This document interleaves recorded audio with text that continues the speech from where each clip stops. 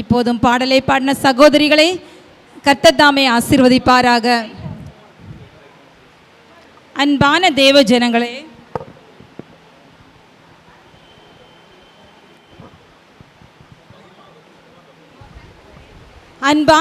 ஜனங்களே, எனக்கு இப்போ பைபிள்ல இருந்து ஒரு கதை கேட்கணும்னு ஆசையா இருக்கு. உங்க எல்லாருக்கும் அப்படிதானே? கதை கேட்கிறது யாருக்கு தான் பிடிக்காது? ஆனா ஒரு கதையை வெறுமனே கேட்பதை விட அதை நம் கண்களுக்கு முன்னாடியே பார்த்தால் இன்னும் சுவாரஸ்யமாக இருக்கும் இல்லையா? அதுவும் சுற்றிலும் ஒளியே இல்லாமல் இருளுக்குள் நிழலாக வந்தால் அது இன்னும் வித்தியாசமான அனுபவம் தானே. இதுவரை நாம் 2 நாடகங்களை பார்த்தோம். அந்த நாடகங்களை வெளிச்சத்தில் கதாபாத்திரங்களை நேரடியாக பார்த்து ரசித்தோம். ஆனால் இப்போது நாம் பார்க்க போவது கொஞ்சம் வித்தியாசமானது. கதாபாத்திரங்களை அல்ல, அவர்களின் நிழல்களை பார்க்க போகிறோம். அந்த நிழல்களின் பின்னால் இருக்கும் கதையையும் அந்த கதையின் பின்னால் இருக்கும் தேவனுடைய செய்தியையும் அறிந்து கொள்ள நாமும் ஆர்வலோடு அமைதியாக ரசித்து பார்ப்போமா?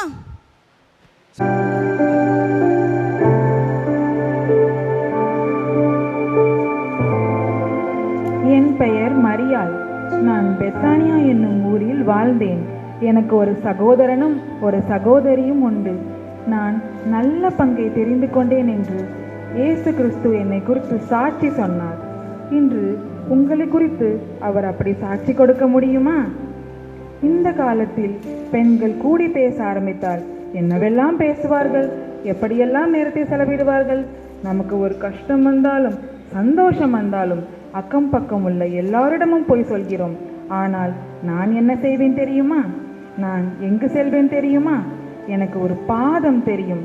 அந்த பாதம் எங்கெல்லாம் செல்லுமோ அதை நான் பின்தொடர்வேன். அந்த பாதம் எங்கெல்லாம் அமருமோ அதன் அருகே நான் உட்காருவேன். எனக்கு சந்தோஷம் ஏற்பட்டாலும் மன துயரம் ஏற்பட்டாலும் அந்த பாதத்திடமே செல்வேன். ஆம், அதுதான் இயேசு கிறிஸ்துவின் பாதம். அது தரையிலும் மலையிலும் மாத்திரமல்ல, கடலின் மேலும் நடந்த பாதம்.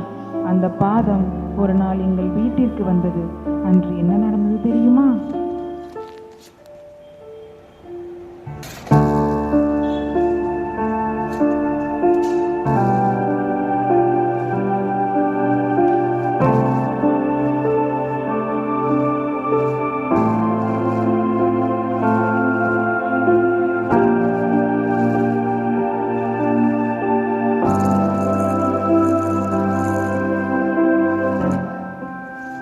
ஆண்டவரே, நீர் எங்கள் வீட்டுக்கு வந்தது எங்களுக்கு பெரிய பாக்கியம். மரியாள் உங்களை குறித்து எங்களிடத்தில் கூறினாள். நாங்கள் உம்மை பார்க்க மிகுந்த ஆசையுடன் இருந்தோம். ஆமாம் ஆண்டவரே, உட்காருங்கள். எல்லோருக்கும் நான் சமைக்கிறேன். உங்களுக்கு பிடிச்ச மாதிரி ரொம்ப ருசியா நான் சீக்கிரத்தில் சமைத்து கொண்டு வருகிறேன். கொஞ்ச நேரம் இல்லை பாருங்கள். லாசரு, மரியாளை கூப்பிடு, வந்து எனக்கு உதவி பண்ண சொல்லு. லாசரு, இயேசுவுக்கும் அவருடைய சீஷர்களுக்கும் சமையல் செய்ய வேண்டும். நேரம் குறைவாக உள்ளது, வேலை அதிகமாக இருக்கிறது. உடனே மரியாளை வர சொல்லு. மரியாள், மரியாள். மார்த்தாளே, அவள் இயேசுவினுடைய போதகத்தை ஆர்வமுடன் கேட்டுக்கொண்டிருக்கிறாள். என்ன செய்வது, நீயே கொஞ்சம் பார்த்துக்கொள். இயேசுவே, ஆண்டவரே, நான் தனியே வேலை செய்வது எனக்கு கடினமாக உள்ளது. என் சகோதரியை அனுப்பிவிடுங்கள். உங்களுக்கும் சீஷர்களுக்கும் பசி எடுக்குமே. நான் தனியாக வேலை செய்து கொண்டிருந்தால் சமையல் முடிய அதிக நேரம் ஆகிவிடும். மார்த்தாளே, நான் ராஜ்யத்தின் சுவிசேஷத்தை பிரசங்கிக்கவே அனுப்பப்பட்டு வந்தேன். என் பிதாவினுடைய சித்தத்தை செய்வதே என்னுடைய போஜனமாய் இருக்கிறது. உங்களை இப்படி பசியோடு பார்க்கிறது எனக்கு அதிக கவலையை உண்டாக்குகிறது. அக்கா, கோவிக்காதீங்க. இயேசு பேசுறதை கேட்கும்போது என் மனசுக்கு அவ்வளவு சமாதானமா இருக்கு. இந்த வாய்ப்பு திரும்ப கிடைக்காதுல்ல. சமையல் அப்புறம் கூட பார்த்துக்கலாம். ஆண்டவரே, நான் தப்பு பண்ணிட்டேனா? உங்களுக்கு சாப்பாடு போடணும்னு நினைச்சது உங்க வார்த்தைன்ற உணவை நான் மறந்துட்டேனா? நீ எனக்கு பணிவிடை செய்யணும் நினைக்கிறது நல்லதுதான் மார்த்தாள். ஆனா முதலில் என்னோடே இருந்து என் வார்த்தையை கேள். அப்புறம் நீ செய்யற வேலைக்கு அர்த்தம் வரும். கவலை இல்லாம சந்தோஷமா செய்வ. நீ அநேக காரியங்களை குறித்து கவலைப்படுகிறாய். தேவையானது ஒன்றே. மரியாள் தன்னை விட்டு எடுபடாத நல்ல பங்கை தெரிந்து கொண்டாள். மன்னிச்சிடுங்க ஆண்டவரே, இப்பொழுதுதான் புரிந்து கொண்டேன். முதல்ல உங்க வசனம், அப்புறம்தான் வேலை. இப்பொழுது நீ நல்ல பங்கு எது என்று புரிந்து கொண்டாய்.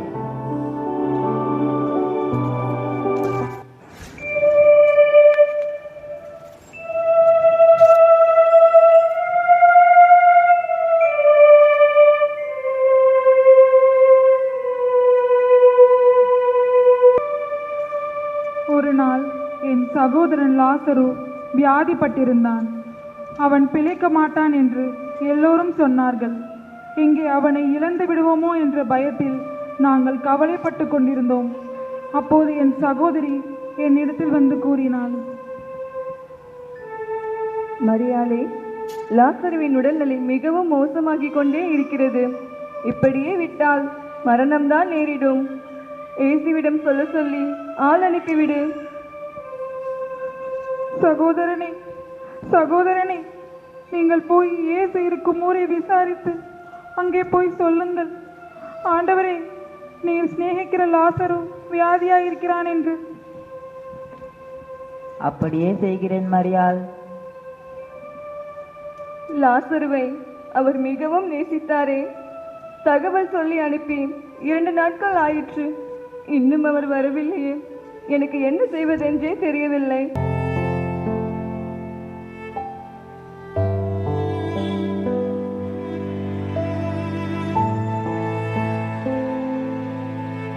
லாசரு மரித்து விட்டான். இப்பொழுது 4 நாட்கள் ஆகிறது. எழுந்து புறப்படுங்கள், நாம் அங்கே போவோம்.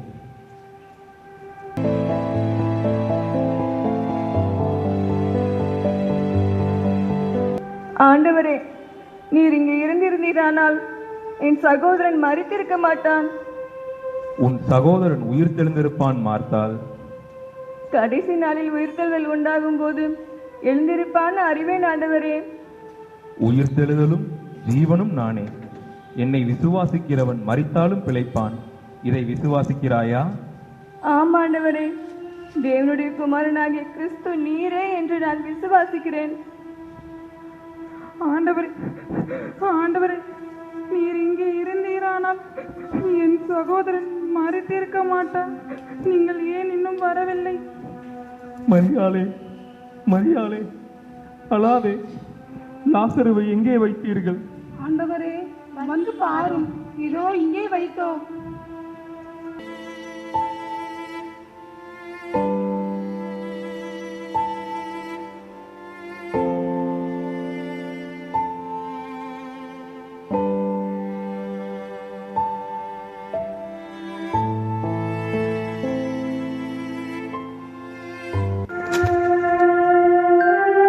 கல்லை எடுத்து போடுங்கள். ஆண்டவரே, இப்போ நானுமே மரித்து 4 நாள் ஆச்சே. நீ விசுவாசித்தால் தேவனுடைய மகிமையை காண்பாய் என்று நான் உனக்கு சொல்லவில்லையா மார்த்தாள்?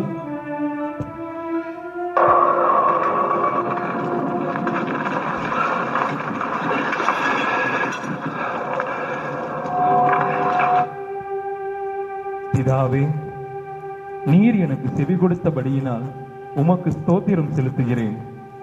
லாசருவே, வெளியே வா.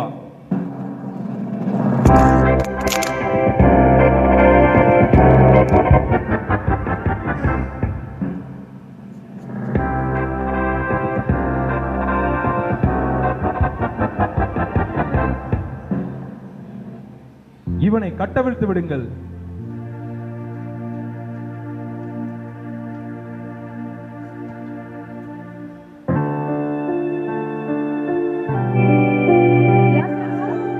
ஆண்டவரே, நீதான் மெய்யான தேவகுமாரன். மரணத்தையும் ஜெயிச்சிட்டீங்களே. மார்த்தாள், மரியாள், நான் உயிரோடு இருக்கிறேன். இயேசு என்னை கூப்பிடும் சத்தம் கேட்கிறது.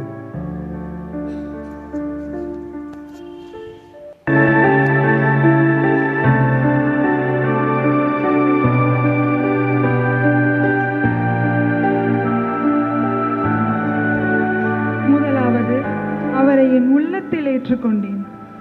இவருடைய போதகத்தை கேட்டு அவரை என் இல்லத்தில் ஏற்றுக்கொண்டேன். என் வீட்டில் எங்கும் சமாதானம் நிலவியது.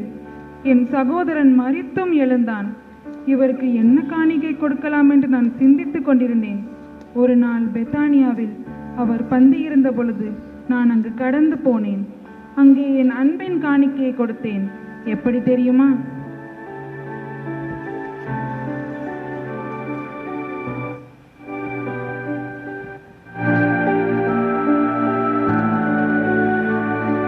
ஆண்டவரே, சாப்பிடுங்கள்.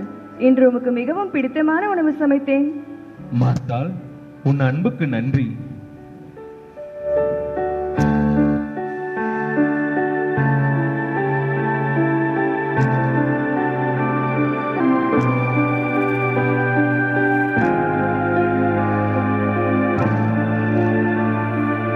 ஆண்டவரே, என்னிடம் இருக்கும் மிக விலையேறப்பட்ட தைலத்தை உமக்கே தருகிறேன்.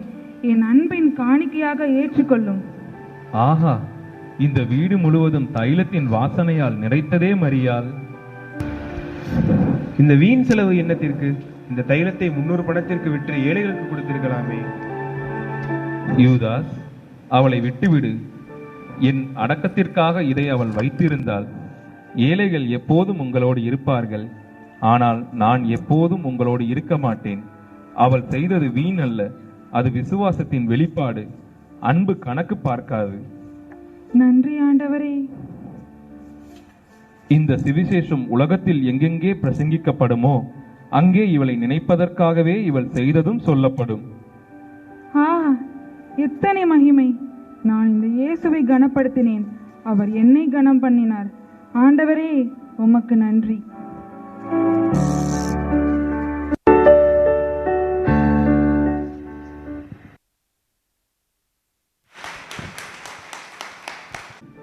என் அடக்கத்திற்காக இதை அவள் வைத்திருந்தாள். ஏழைகள் எப்போதும் உங்களோடு இருப்பார்கள், ஆனால் நான் எப்போதும் உங்களோடு இருக்க மாட்டேன்.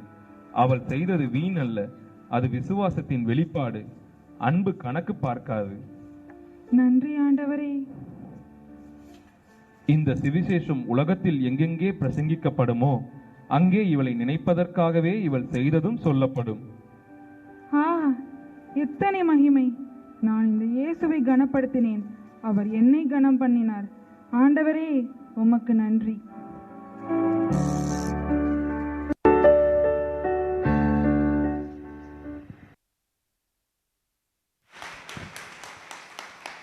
மார்த்தாளின் கண்ணீர்,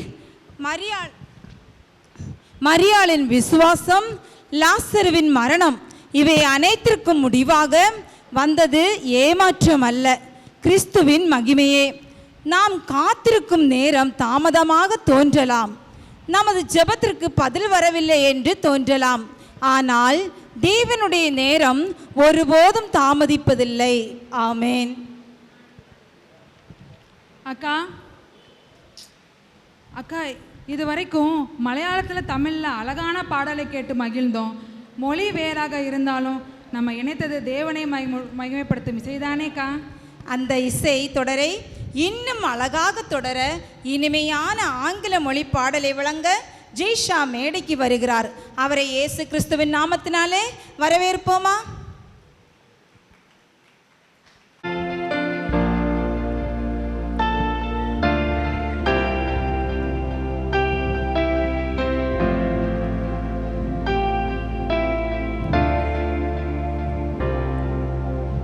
Thousand generations fallen down in worship to sing the song of ages to the Lamb,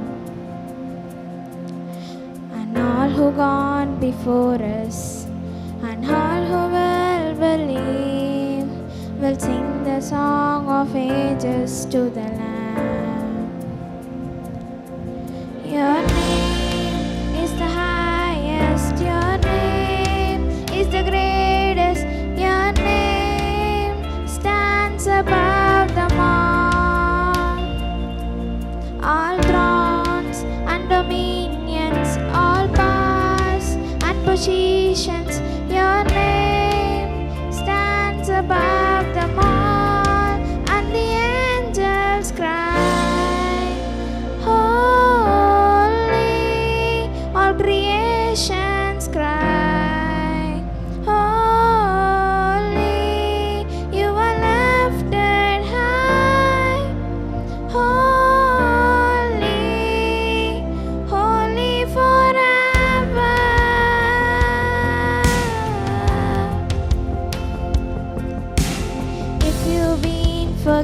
heaven. And if you've been redeemed, sing the song forever to the Lamb.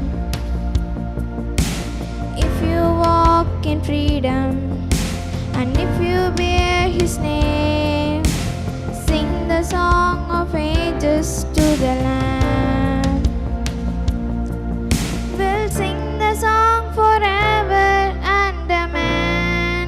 And the angels cry, holy, all creations cry, holy, you were lifted high, holy, holy forever.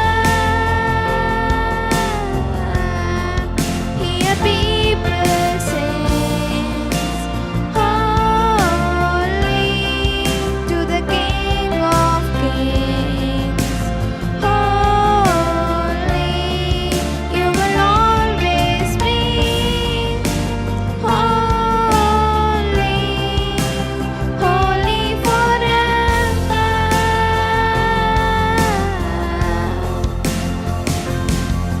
Your name is the highest, your name is the greatest, your name stands above them all.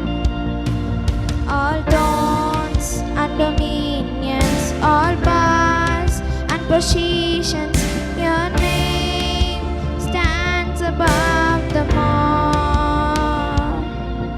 Your name is the highest, your name is the greatest, your name stands above them all.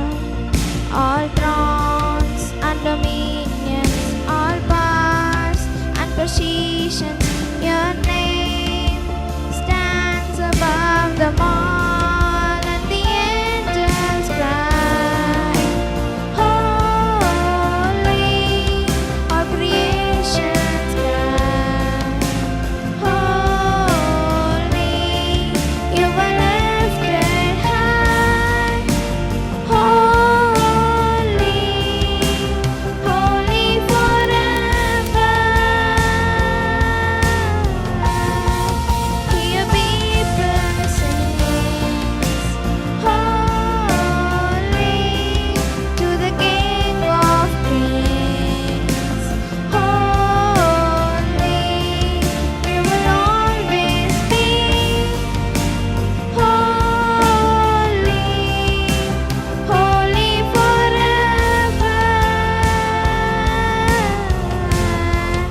You will always be, holy, holy forever.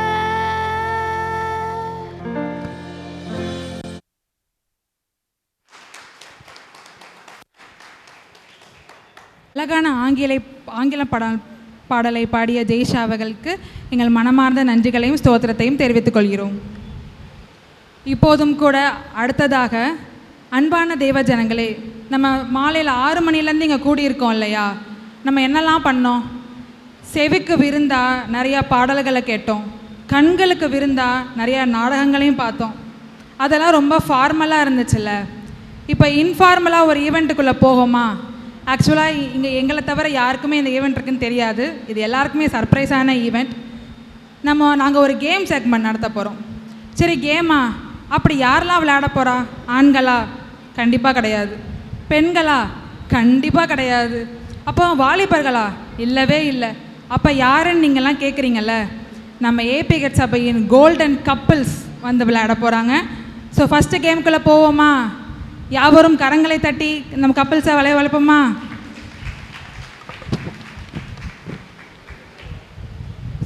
So first game விளையாடுறதுக்காண்டி நம்ம யாரை வரவழைக்க போகிறோம்னா, நம்ம ஏபிகெட் சபையின் சகோதரர் சக்தி பாபு மற்றும் சகோதரி கண்மை அவங்கள வரவேற்போம். யாவரும் கரங்களை தட்டி உற்சாகமாக இந்த அன்பு ஜோடிகளை வரவேற்போம். அக்கா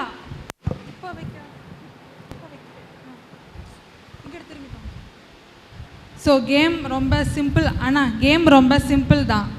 உங்களை பிளைண்ட் ஃபோல்ட் பண்ணிடுவோம்.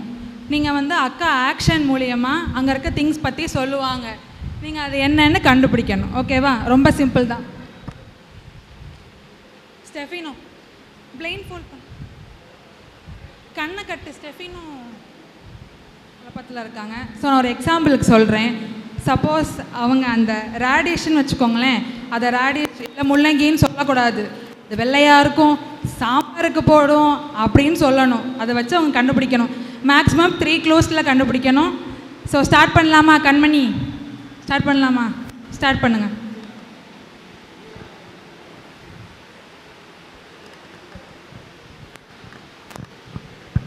டைம் போயிட்டு. மங்கிக்கு ரொம்ப பிடிச்சது. எதுக்கு? குரங்குக்கு ரொம்ப பிடிச்சது. உன்னையவா? அது விரும்பி சாப்பிடும். வாழைப்பழம். ஓகே. பாத்ரூமில் இருக்கும், குளிக்கிறதுக்கு யூஸ் பண்ணுவோம். கப்பு. அது ஒரு பிளாஸ்டிக் கப்பு.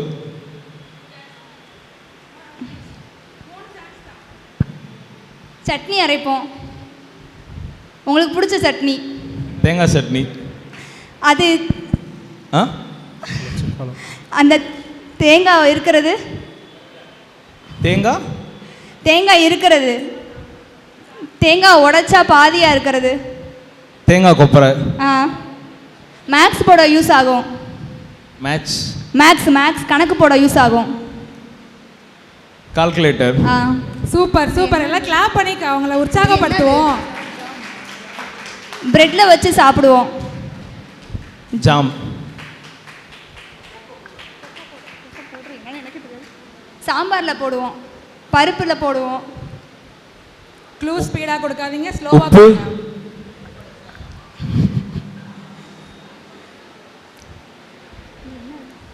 ஜூஸ் போட்டு குடிப்போம். நீங்கள் தினமும் வந்தோடனே குடிப்பீங்க.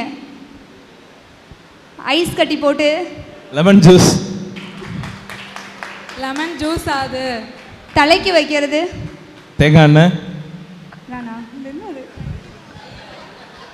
தலைவலிச்சா தேய்க்கிறது. புரியல. தலைவலி வந்தால் தேடுவீங்கல்ல. அமிர்தாஞ்சன் தைலம்.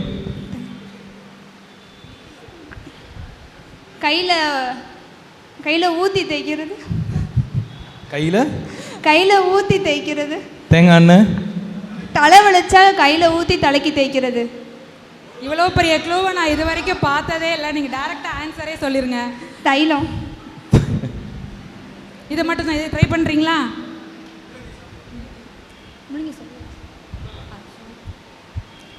சாம்பாரில் போடுறது.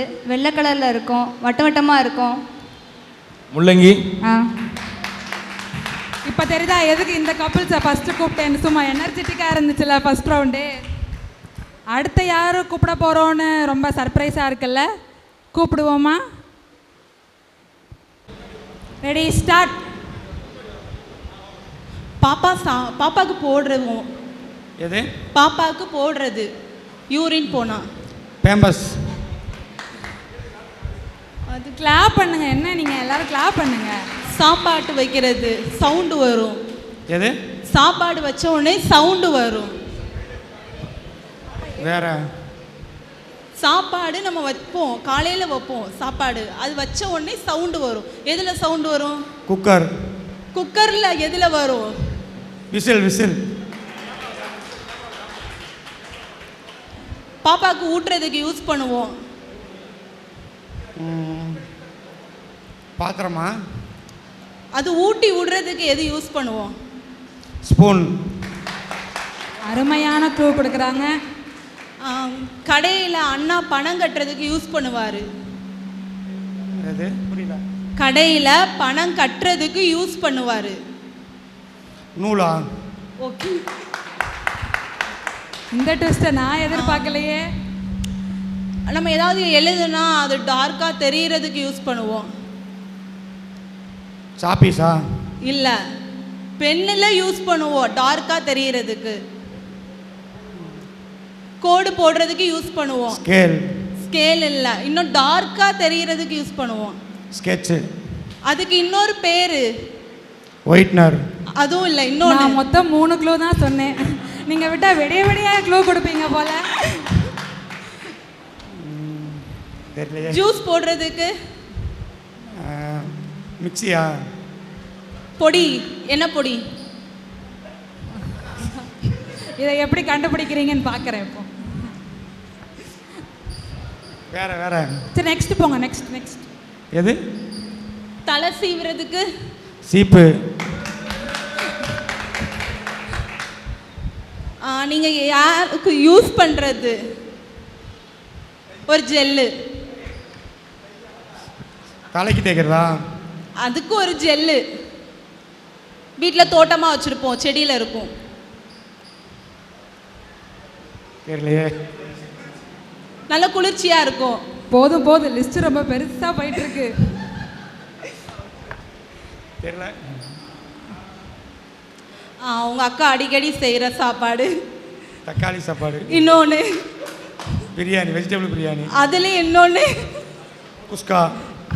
சரி இது என்னது? மஷ்ரூம். அது மக்கானா? அது காளான். காளான். தாமரை விதை. காளான். இன்னும் ஒன்று பண்ணுறீங்களா? சொல்லு. உங்கள் மம்மி அடிக்கடி வச்சு கொடுக்குற சட்னி, அதுக்கு யூஸ் பண்ணுவாங்க தாளிக்கிறதுக்கு. புதினா சட்னி. உரப்புக்காண்டி. உங்கள் வீட்டில் தாளிக்கவே புதினா சட்னி யூஸ் காரம். இது மிளகா. கரெக்ட். Very good. யாவரும் கரங்களை தட்டி இவர்களை இந்த கேம் செக்மெண்ட் பிடிச்சிருந்துச்சா? பிடிச்சவங்க கை தட்டி இதை இன்னும் உற்சாகப்படுத்தலாமா? அடுத்த கேமுக்கு போவோமா?